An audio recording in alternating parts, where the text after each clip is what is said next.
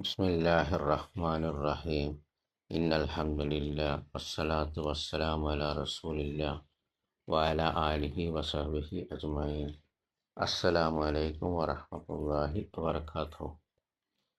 രാഷ്ട്രീയത്തിൽ ഒരു മുസ്ലിമിൻ്റെ സമീപനം സലഫുസ്സാലിഹീങ്ങളുടെ അഥവാ സച്ചരിതരായ മുൻഗാമികളുടെ മാതൃക പോലെ സന്തുലിതമായിരിക്കണം.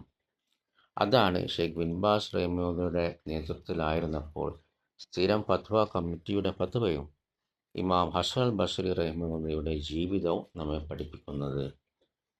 ഇന്ന് ചിലർ രാഷ്ട്രീയം മാത്രമാണ് മതം, ദീൻ എന്ന് കരുതുന്നു. മറ്റു ചിലർ രാഷ്ട്രീയം സംസാരിക്കുന്നത് തന്നെ ഹറാമാണെന്ന് കരുതുന്നു. എന്നാൽ അഹ്ലുസുന്നത്തി വൽ ജമാഅത്തിൻ്റെ നിലപാട് ഈ രണ്ട് അതിരുകടന്ന സമീപനങ്ങൾക്കും മധ്യത്തിലുള്ളതാണ്.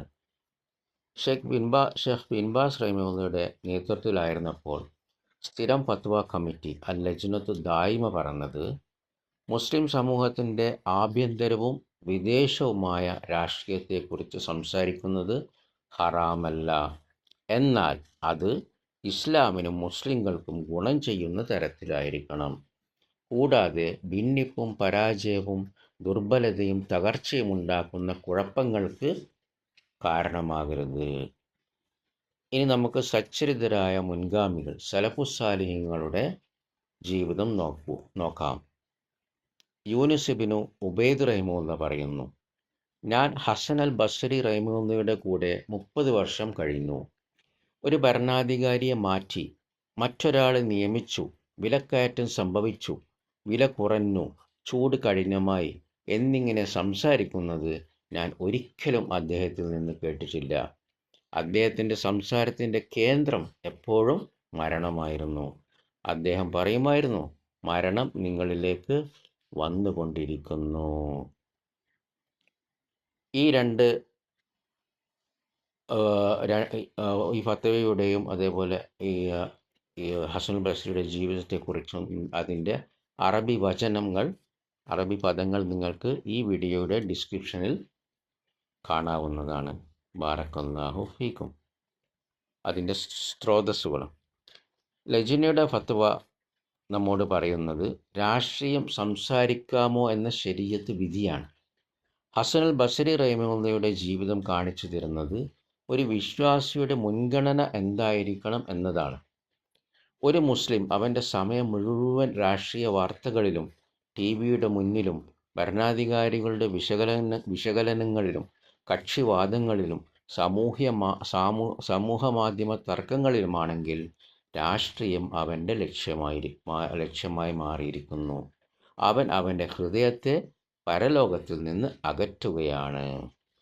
രാഷ്ട്രീയം ആവശ്യമുള്ളപ്പോൾ സംസാരിക്കാം, അനീതിയെ ശരീഅത്തിൻ്റെ പരിധിയിൽ വിമർശിക്കാം, മുസ്ലിം സമൂഹത്തിൻ്റെ കാര്യങ്ങളിൽ താൽപ്പര്യം കാണിക്കാം. എന്നാൽ രാഷ്ട്രീയം നമ്മുടെ മതവും പ്രബോധനവും ആരാധനയും ഖുർആൻ പാരായണവും മരണചിന്തയും അവയെ വിഴുങ്ങാൻ അനുവദിക്കരുത്. സലഫുസ്സാലിഹീങ്ങളുടെ ജീവിതം നമ്മെ പഠിപ്പിക്കുന്നത് രാഷ്ട്രീയം ഒരു ലക്ഷ്യമല്ല, അതായത് ഒരു മുസ്ലിമിൻ്റെ പരമലക്ഷ്യം രാഷ്ട്രീയ പ്രവർത്തനം, അധികാരം നേടുക അല്ലെങ്കിൽ രാഷ്ട്രീയ സംഭാഷണങ്ങളിൽ മുഴുകുക എന്നതല്ല. മുസ്ലിമിൻ്റെ ലക്ഷ്യം അള്ളാഹുവിനെ മാത്രം ആരാധിക്കുക, അള്ളാഹുവിൻ്റെ പ്രീതി നേടുക, സ്വർഗം നേടുക. പരമലക്ഷ്യം അള്ളാഹുവിൻ്റെ വജ്ഹ്, മുഖം കാണുക എന്നതാണ്.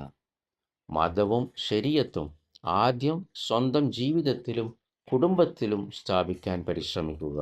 കുടുംബങ്ങളിൽ നിന്ന് ക്രമേണ അത് സമൂഹത്തിൽ ഇൻഷാ അള്ളാഹ് സ്ഥാപിക്കപ്പെടും. അങ്ങനെ അള്ളാഹു ഉദ്ദേശിച്ചാൽ ഇൻഷാ അള്ളാഹ് അത് രാഷ്ട്രത്തിലും സ്ഥാപിക്കപ്പെടും. ബാറക്കല്ലാഹു ഫീക്കും. അള്ളാഹു ഉദ്ദേശിച്ചാൽ അള്ളാഹു ഉദ്ദേശിക്കുന്ന സമയത്ത്. ഹസൻ അൽ ബസ്രിയുടെ റഹിമഹുള്ളയുടെ ഹൃദയം രാഷ്ട്രീയ വാർത്തകളാൽ നിറഞ്ഞിരുന്നില്ല, മരണത്തിൻ്റെ ഓർമ്മയാൽ നിറഞ്ഞിരുന്നു. അതുകൊണ്ടാണ് അദ്ദേഹത്തിൻ്റെ വാക്കുകൾ ഇന്നും ജീവിക്കുന്നത്. ഒരു വിശ്വാസിയുടെ ഏറ്റവും വലിയ ആശങ്കയായിരിക്കണം, ഞാൻ അള്ളാഹുവിൻ്റെ മുമ്പിൽ ഏത് അവസ്ഥയിലാണ് എത്തുക? ഇപ്പോൾ ഞാൻ മരണപ്പെട്ടാൽ ഞാൻ ആ മരണത്തിന് തയ്യാറാണോ? എൻ്റെ തൗഹീദ് ശരിയാണോ? എൻ്റെ വിശ്വാസം ശരിയാണോ? അതിൽ പിഴവുകളുണ്ടോ?